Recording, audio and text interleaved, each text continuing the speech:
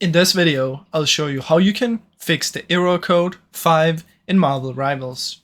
Now the first thing I suggest you do is you find Marvel Rivals on Steam, right click on it and go to Properties. In here you should go to Installed Files and then try and verify integrity of game files.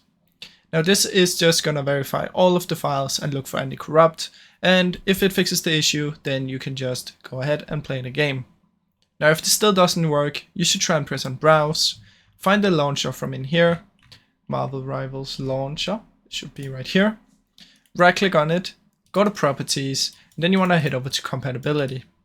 Try and activate these two, and then what you want to do after this is you want to try and run in compatibility mode if it doesn't work with only these. You can also try and disable this one and just run as an administrator and compatibility mode. And then you can also try in Windows 7 or on Windows 8, just try all of them. Press apply and OK and then see if any of these work.